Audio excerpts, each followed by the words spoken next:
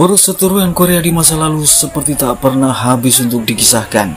Ya, negara yang terpecah menjadi dua bagian yakni Korea Utara dan satunya Korea Selatan pada masa itu. Tepatnya tahun 1950 terjadi penyerangan Korea Utara. Mereka sempat menduduki Seoul, ibu kota Korea Selatan selama 3 hari. Setelah itu terjadi konflik berkepanjangan. Tetapi film ini tidak hanya fokus pada jedar-jedor atau gebak-gebuk saja, melainkan menampilkan dua tokoh dalam film ini sebagai prajurit yang saling bermusuhan. Namun kebetulan dalam satu perjalanan, di samping banyak percecokan, ada kalanya sering malah mereka bertingkah konyol dalam permusuhan itu. Langsung kita lihat bersama bagaimana kisah ini dimulai. Jangan lupa subrek, like, dan share-share-nya biar saya nggak lemes dalam bercuap-cuap.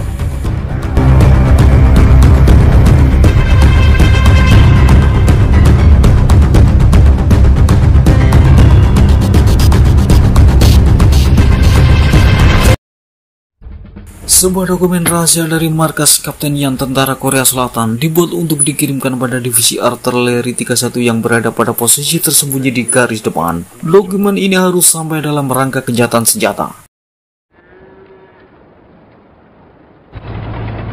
Di tempat lain, arak-arakan pasukan Korea Utara dengan dikawal tank jenis T-31 melintas. Tank itu dinaiki oleh komandannya yakni Cha Jang, sedang pengemudinya adalah Sansa. Untuk bagian penembak senjata mesin adalah seorang tentara muda yang super lugu, culun, lembeng banget pikirannya, dipanggil Madong. Kapten selalu membulinya beserta Sansa sang supir.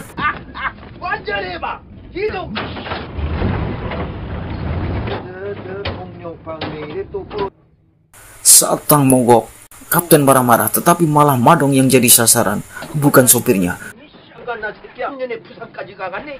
Kapten menawari rokok gunanya supaya ia bisa memaki Madong yang anti rokok.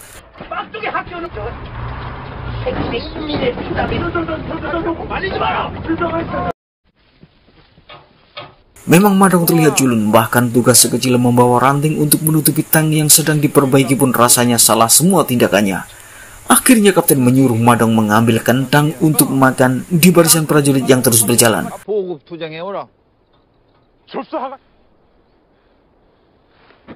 Perbekalan itu diangkut dengan sapi. Lihat betapa kikuk dan gugupnya pemuda ini, bahkan untuk mengambil kentang pun ia takut salah langkah.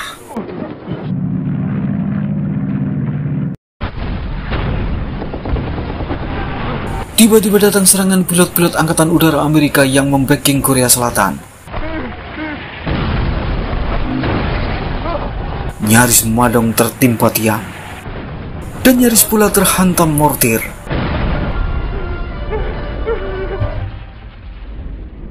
Madong melihat gambar hiu sebagai simbol pilot-pilot Amerika. Nyaris lagi Madong celaka. Jauh dari tempat itu, pasukan Korea Selatan suruhan Kapten Yan yang membawa dokumen bergerak menuju divisi 31 juga mendapat serangan.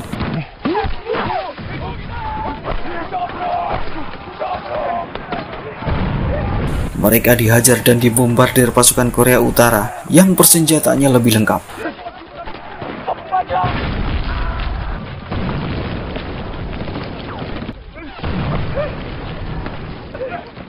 Ada 6 orang tersisa berusaha kabur.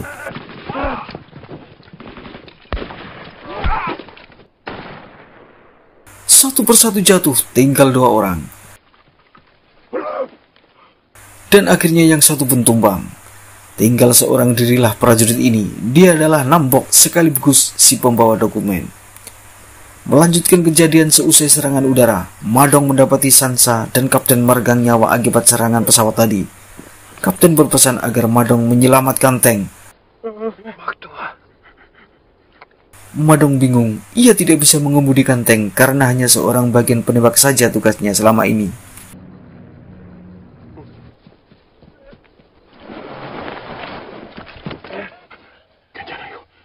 Nambok berusaha menyelamatkan satu sisa temannya tadi, tetapi tetap mati juga alias tidak berhasil. Ia baru teringat dokumen yang dibawanya dan ternyata hilang tercecer saat lari tadi.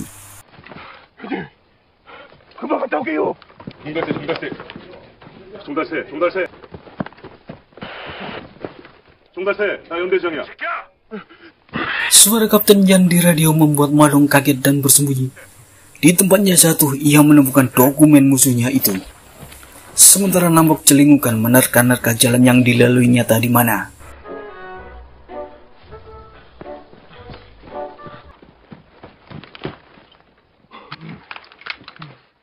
Oh, keduanya berpapasan dan saling membelakangi.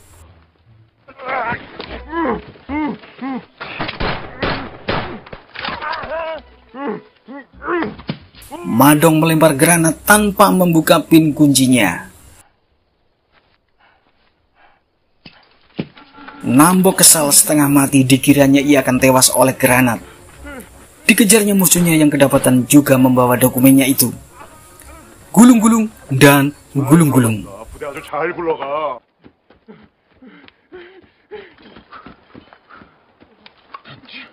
Nambok darahnya naik ke ubun-ubun saat sasarannya berlari zigzag bak suku Indian yang dikejar panah di film-film. Nambok kaget, ada sebuah tang parkir di sana.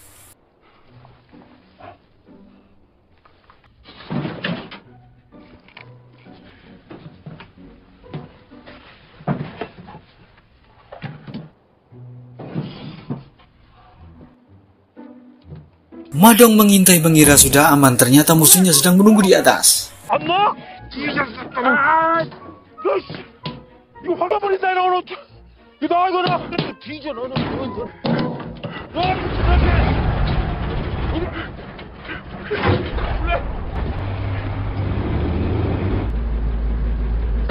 Madong berusaha menjalankan tanknya.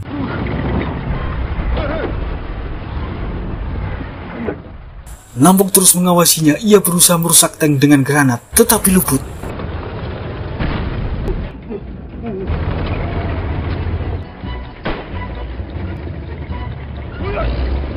Madong berusaha belajar panduan kilat menyetir sebuah tank jenis T-31.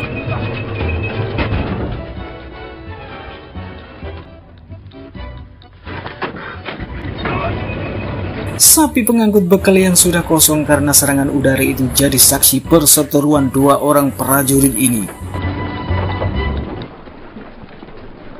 Di markas artileri rahasia divisi 31, Kapten sedang inspeksi.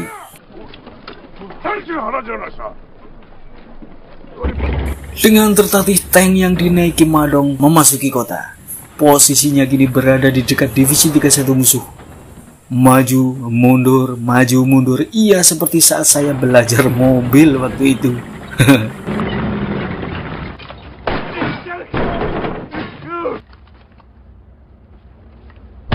Kaget, Madong membalas tembakan Nambok dengan meriam tank tanpa hitungan resmi alias ngawur dan mengenai barak pangkalan divisi 31 Korea Selatan. Kapten kaget bagaimana tank Korea Utara mengetahui posisi secara tepat divisi 31. Kapten tahu betul jenis meriam yang ditembakkan tadi adalah tank T-31 milik Korea Utara. Abrakadabra, Nambok menemukan RPG atau peluncur roket tangan di puing bekas peperangan. Dan kali ini, moncong laras tank pada posisi benar. Boom! Roket Madong mengenai laras meriam tank, sementara meriam tank mengenai tembok belakang Nambok. Di tengah pingsannya, Madong bermimpi bertemu kekasihnya saat ia berpamitan ikut wajib militer. Ternyata Madong punya pacar ya, kirain jomblo kayak Klean. Saat sadar, Madong tidak menjumpai gerakan apapun dari lawannya, tetapi ia salah. Si Nambok masih bisa bangun.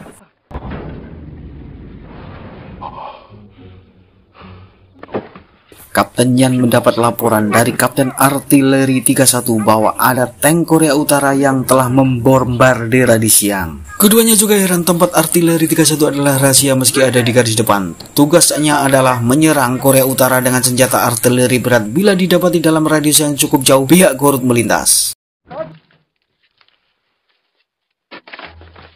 Madong melihat-lihat dokumen penting Korsel tersebut, tetapi ia tidak memperdulikan isinya. Selesai buang air kecil, betapa terkejutnya Madong. Tang kebanggaan Korea Utara yang harus dijaganya itu kini punya laras meriam bengkok ke atas. Sudah pasti ini akibat tembakan RPG tadi malam yang mengenainya. Setelah frustasi mencoba membereskan moncong Tang, Madong lanjut berjalan. Di tengah jalan ia mendapat prajurit satu negaranya dalam keadaan darurat. Ia pun mendekat, ternyata itu Nambok dengan akal-akalannya memakai baju dan bendera Korut. Hampir saja Nambok mengeluarkan jurus Tai-Chi-nya. Watau! Ini adalah kumpulan prajurit yang disuruh Kapten Divisi Artileri untuk menyelidiki keberadaan tank Korea Utara yang kemarin menyerang markas. Kini Nambok berhasil menguasai lawannya dengan pistol di tangan dan ikut masuk ke dalam tank.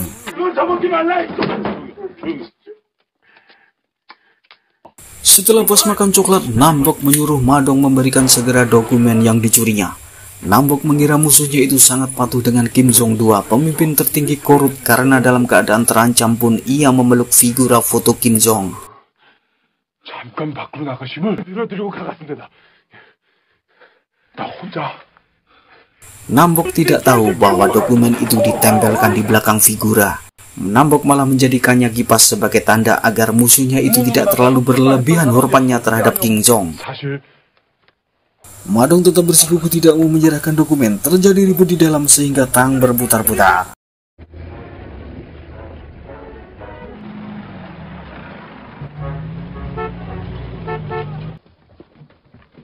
Atasan Kapten Yan menyuruh ia mengirim pengganti prajurit utusan yang sampai sekarang dokumen mereka tidak ada kabar nasibnya. Kapten Yan membantah, ia tidak mungkin menyuruh tim lain yang telah berperang untuk berangkat lagi ke garis depan. Kapten Yan kena damprat sang atasan.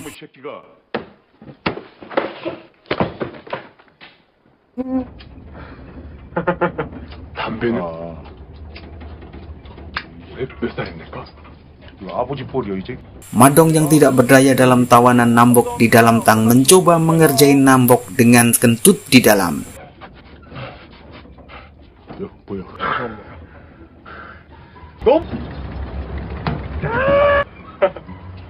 Ia juga mengarahkan tank bukan ke selatan, namun ke utara, di pemukiman orang-orang desa penduduk Korea Utara.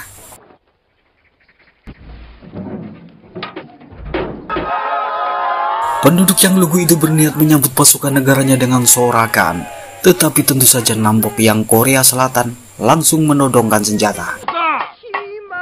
Hanya pasangan suami istri ini yang mengibarkan bendera Korsel supaya tidak ditodong senjata.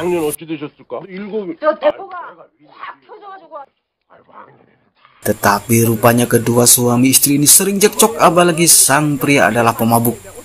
Nambok tidak bisa melanjutkan makan gara-gara pertengkaran pasangan ini. Nambok menjadi geram langsung menembakkan peluru ke atas.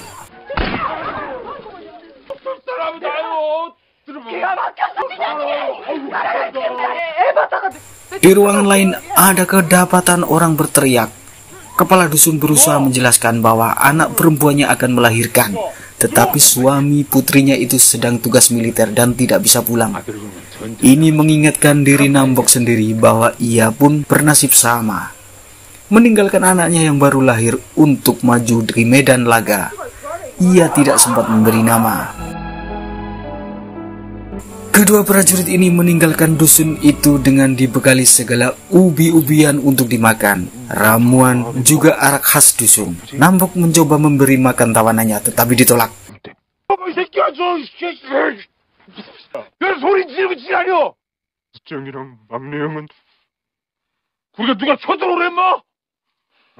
Saat lengah, Madong menyerang Nambok.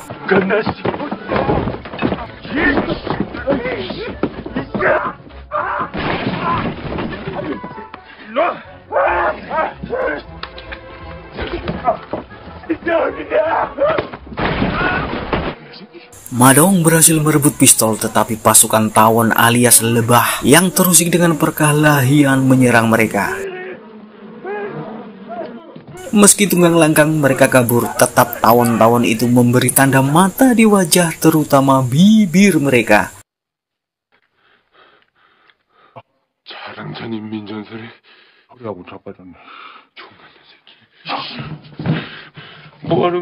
Nambok mengoles-oles salah satu ramuan balur yang diberi penduduk dusun tadi. Celakanya, Madong yang tak bisa melihat karena matanya bengkak keliru sambal yang dioles. Nambok berbaik hati memberi ramuannya. Saat pagi masih setengah terjaga, tanpa sengaja Nambok yang terkantuk senjatanya menyentuh tombol sehingga ia berputar. Kesempatan ini tidak disia-siakan Madong.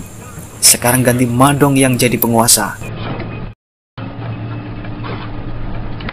Saat memeriksa ternyata makanan yang dibawakan penduduk sudah habis dimakan Nambok.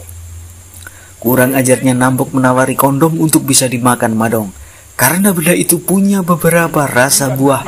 Begitu menurut Nambok.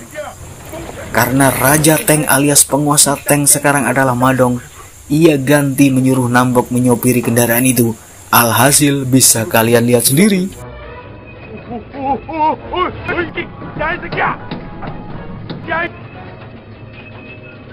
Tim investigasi bingung melihat jejak tank yang begitu banyak. Ia bingung menyimpulkan, ini ada 1 tank atau 3 tank.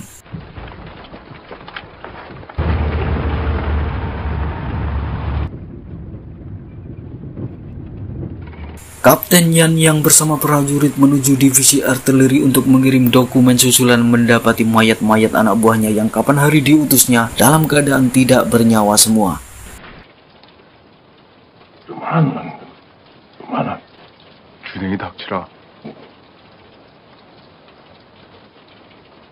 Nambok mencoba bercerita tentang anak bayinya yang baru lahir, tetapi dirinya harus pergi memenuhi tugas sebagai tentara.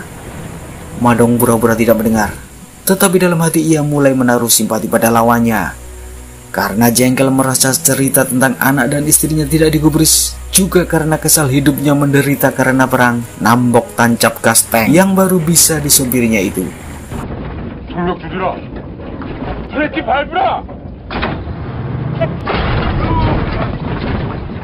Terjadi tembak-menembak antar keduanya.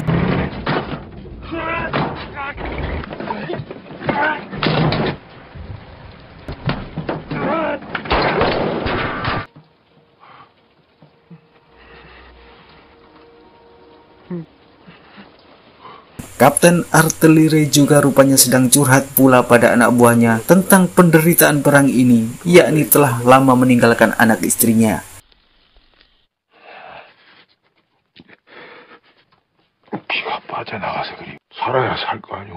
Setelah masing-masing terluka, Nambok mengajak gencatan senjata dengan mengosongkan peluru masing-masing.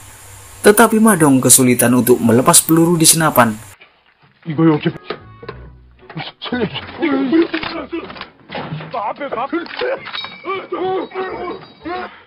Nambok hampir saja pingsan dengan kelakuan bodoh Madong tersebut.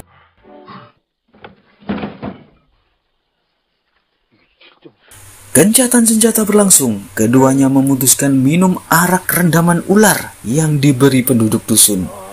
Keduanya teler berat. Secara tidak langsung mereka jadi akrab, bahkan saling mencabut peluru di tubuh lawannya tanpa operasi.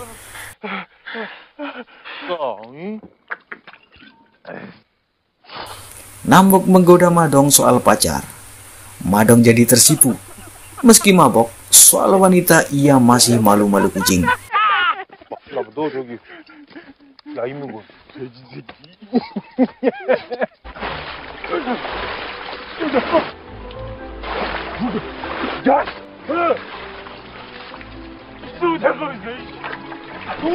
Karena lapar, keduanya berusaha menangkap ikan, bahkan memakai meriam tank.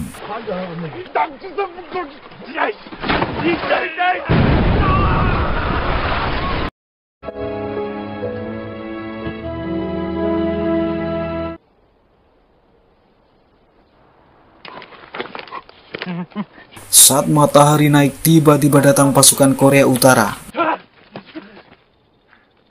Nambok ketakutan bila Madong akan membongkar rahasia bahwa ia orang selatan. Tetapi tidak, Madong menutupi lawannya itu dengan mengatakan mereka berdua dalam perjalanan ke garis depan.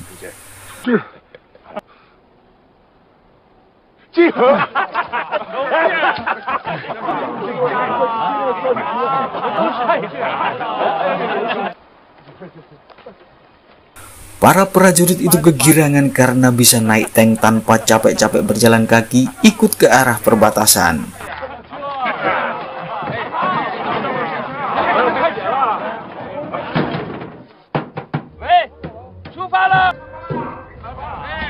Di luar dugaan, Madong malah membuat mereka kocar-kacir.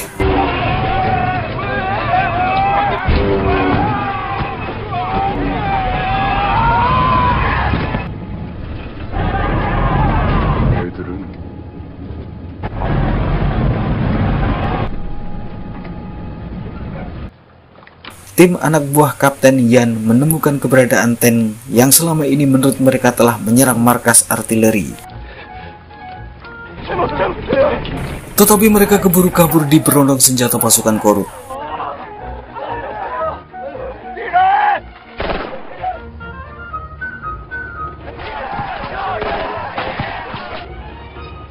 Nambok berterima kasih sudah mau menyelamatkan nyawanya ketika ada rekan senegara Madong tadi.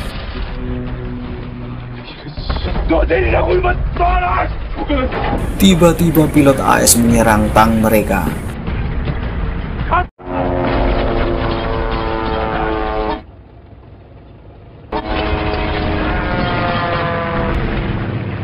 Madong sebisa mungkin menembakkan senapan mesinnya dan berhasil mengenai sebagian sayap pesawat.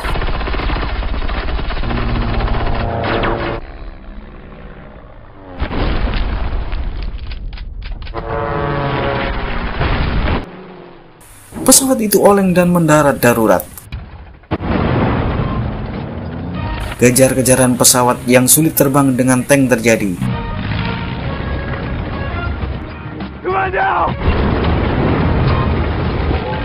Laras bengkok tank berhasil menempeleng ekor pesawat. Pesawat hanya bisa ngebut tanpa bisa flying. Di depan ada jembatan putus.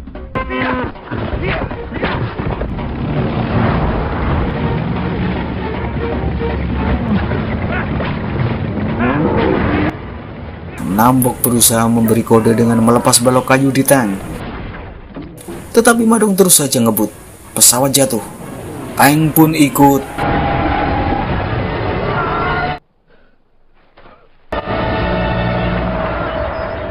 Tidak. Tank masih belum jatuh. Secara tidak sengaja gelondongan kayu yang dilepas Nambok tadi mengait di tiang jembatan.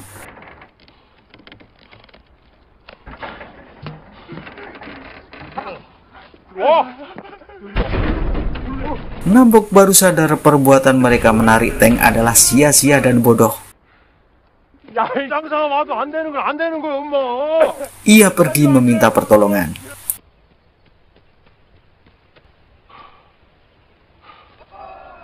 Lagi-lagi penduduk dusun yang baru saja mereka kunjungi kemarin yang menjadi penolong.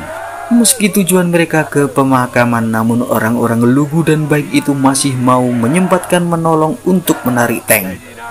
Mereka bersemangat, termasuk pasangan suami istri freak ini, meski hanya sebagai tim hore.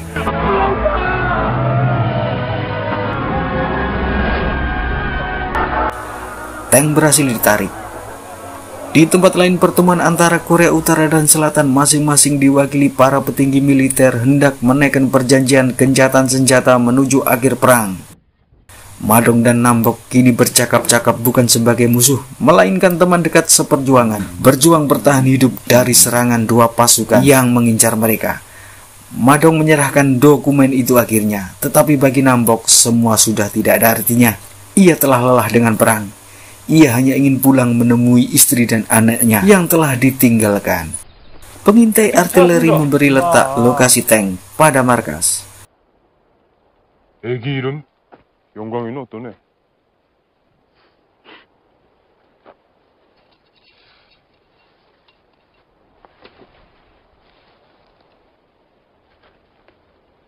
Keduanya kini mau berpisah. Madong juga mau mencoba rokok yang selama ini dibencinya.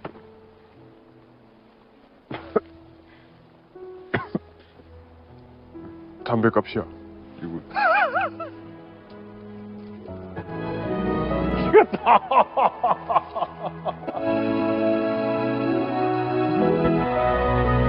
Tanpa sepengetahuan Nambok dan Madong, Kapten Artileri siap dengan senjata meriamnya mengincar Tang. Karena lokasi sudah berhasil ditandai, Madong kini tidak sungkan menanyakan soal anak bayi Nambok. Akan diberi nama apa nantinya? Nambok makin terharu. Madong menyesal kemarin pura-pura tidak memperhatikan saat Nambok bercerita soal bayi dan istrinya.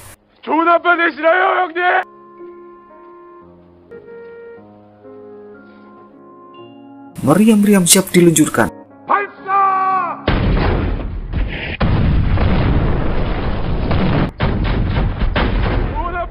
Nambok kembali menuju tank yang dihajar artileri berat.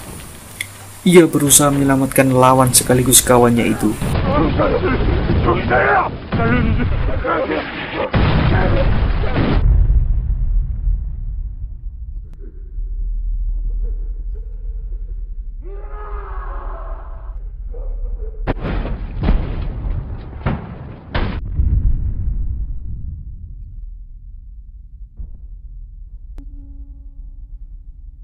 Markas artileri mendapat telegram dari pusat setelah dua petinggi negara sepakat gencatan senjata agar mereka menghentikan serangan. Kapten divisi artileri itu marah-marah pada Kapten Yan bahwa dirinya ada di garis depan selama ini untuk menjaga Korsel dari serangan musuh yang berusaha menyerang pemukiman di mana anak dan istrinya ada di sana.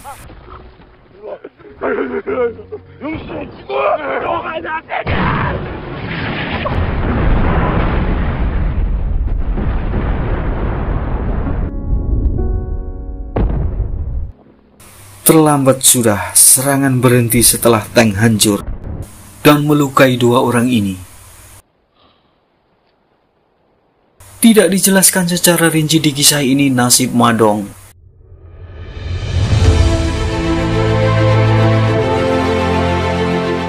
Ia hanya dinaikkan ke pedati yang diseret oleh sapi untuk menuju daerah utara dengan tulisan Kim Yong Guang, nama asli Madong, dengan keterangan pasukan tempur lapis baja ke-369. Selamat jalan Madong, apapun nasibmu berikutnya. Begitu kalimat perpisahan dari Nambok, Chung Daisui. Selamat bertemu kembali juga di lain waktu saya ucapkan untuk kalian yang selalu mengikuti channel saya. Semoga hari kalian selalu baik dan sayangi keluarga.